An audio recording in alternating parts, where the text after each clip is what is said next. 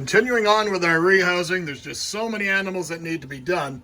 But one that I do want to do is this one right here. It's my little Venezuelan Sun Tiger. It's a confirmed female. She's absolutely gorgeous, but you never ever see her in this type of situation. So I do have several of these.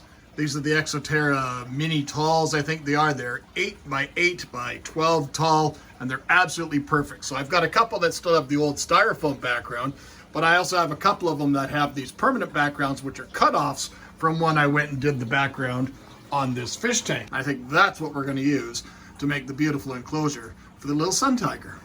Now, I like these enclosures for a lot of my arboreal species, or even some of the fossorial species, because when you're dealing with something a little bit larger than a sling, like a juvenile, you can put some real deep substrate. You can put some long pieces of cork. You can see there I've got my little water dish silicone to the side there. Some ventilation in the holes, and I've got some ventilation that runs all along the perimeter at the top. But she has dug down that beautiful little channel all the way down there, and she's awesome. She's got a great feeding response. But I think she deserves something a little bit better now. She's probably about 4.5 inches in size, and she'll probably be about the diameter of the size of my palm. And she's all tucked away in her little hole down here, so let's get her a nicer setup. Now, I went and looked in the tickle trunk, and I found some more cork pieces. I got a nice little tube, and this is probably an ideal one for an arboreal species. You guys know me. I don't like the real clean cut look of anything. I like it to look nice and natural and broken. So I'm thinking that this piece inside one of those 8-inch tall or 8 inch by 12 tall will be absolutely ideal. And then she's got an opening there, and she's got an opening there, and then she has this whole area inside that she'll be able to fill up with web and make her own little nest, and then the substrate will probably be the bottom 2 inches of it. Let's take a peek. So we're going to use my proprietary mix that I mix up all the time, that I use for all my terrariums and stuff. It's great for moisture retention for any of the tropical species that may require a little bit more humidity, or it's also good for some of the arid species just don't water it as much. But I find it's always worked very, very well for me, for all the plants and everything that I've wanted to do with it. I'm just going to tamp it all down a little bit so I can leave my ventilation holes nice and open for circulation. I do want to make sure that I bring my substrate up above that bottom line so that we do see the animal. But this being an arboreal species, we'll probably have no issues with it. Oh, that thing fits absolutely perfect there. Well, I think this is what about suits it best. I've got a good, almost half the enclosure's width, so she's not right at the front when you try to open the door. And then when you look at it from above, you can see I've poured some substrate in there, trying to fill her hole a little bit, and that way she's got that creative aspect of being able to tunnel it out herself. I brought the substrate up a little bit higher. What we're going to do now is we're just going to tamp it down inside that hole a little bit. So I'm just using my paintbrush that I often use for rehousing, moving the animals around. I don't want to damage the end of it, so this is what I often use as my tamper. It's basically the metal handle of one of my smaller snake hooks from when we kept the venomous snakes. But it works really, really good as a tamper. It's rounded ended. It's smooth.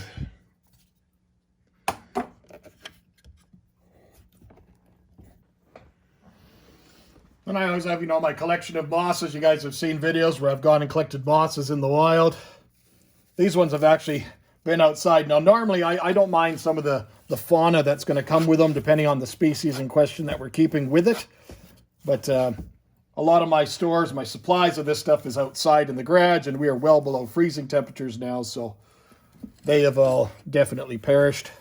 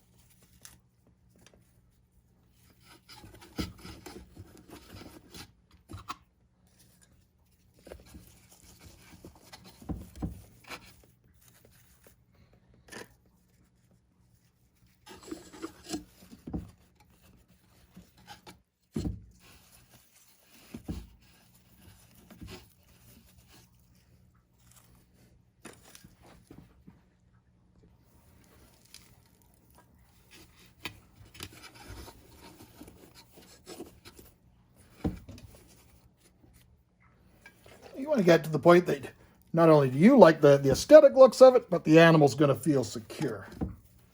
A lot of this moss, being native moss to me, probably will not look like this for a long period of time. It may very well need to be replaced, but I think that gives us an incredible look. And then we've got a water dish. And then we can go and bring the mister in and mist this down really, really well. And I think we have a solid enclosure.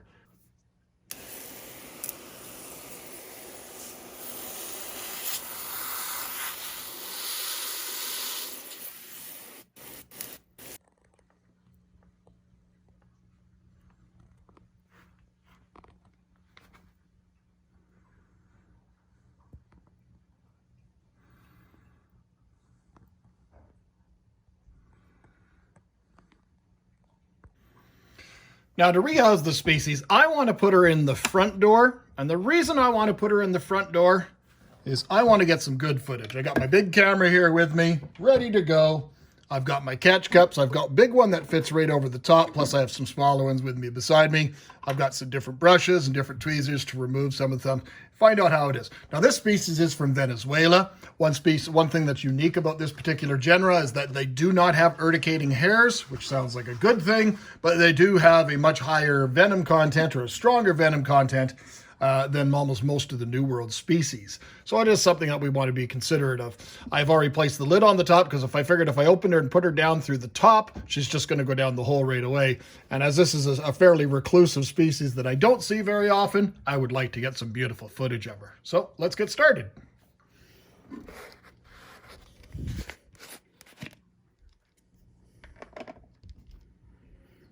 How we're going to get her out of there without disturbing the whole thing. You can see her down there. Oh, maybe. Well, this is going to be way too easy. This is already too easy. It shouldn't be this easy. She's just sitting there. As long as I don't drop anything on her while we're doing this. There we go. We'll put that out of the way. She is sitting right there. Wonder if we use the smaller one. This is one of the reasons I'm not a fan of putting these little cups in place, as they often limit. Now I have a kind of an escape point here, which I don't really like, but let's see if we can find a way to get her out of there, tease her out a little bit. Maybe we can tease her up into the bottle. Always approach the tarantula from behind.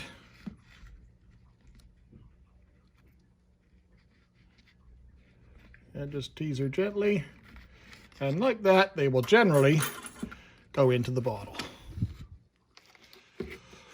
So there we have her here. You can see some of her coloration, maybe not. Beautiful, beautiful species. You always respond in a calm, respectful manner with these animals. They will generally always respond with the same way. So she's right at the top here, right by the thing, and she could definitely come through this hole. So got to be cautious. Going in there. There she goes. Get her onto the moss. I think once she touches the moss, she'll know that that's natural. And there she goes already, and more than likely directly into her hide. And again, we got absolutely no pictures of her yet. That's one of the first times the rehousing didn't quite go as planned, and she decided that she didn't want to, she'd rather be outside of the enclosure. But regardless, it gives us a chance to see this beautiful spider up close. But really, you need to go in your house. Look at her showing off. Just a beauty.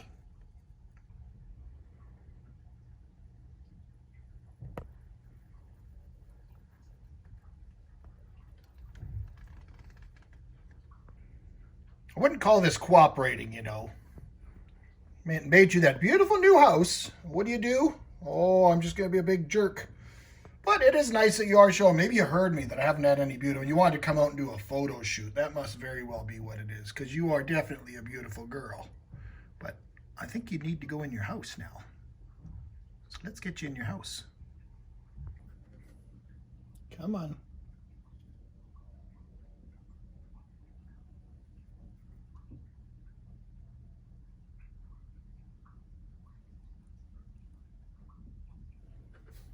There you go. Just go down there.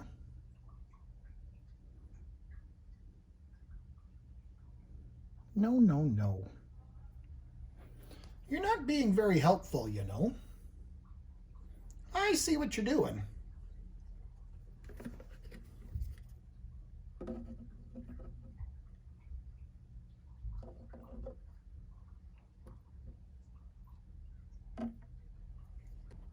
No, no, no. Well, now she's in her hole, so I guess getting the nice pictures of her thing is out.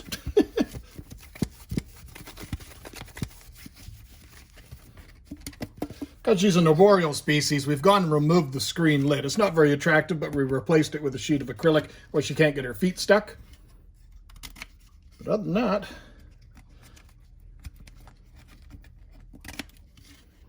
that is a successful rehouse. Took a little longer than normal. She decided to come out and show herself off. Always make sure we lock the door. But overall, we'll let her settle in. She'll be a nice little web area inside her home there. She's in her corner there. And hopefully with this new type of home, we'll see her a lot more frequently. So, hope you guys enjoyed the mishaps of sometimes rehousing. Sometimes things go wrong. But she's in there safe and sound. So again, just stay calm with your animals and they'll respect you. Thanks for watching, my friends. See you next time. Take care.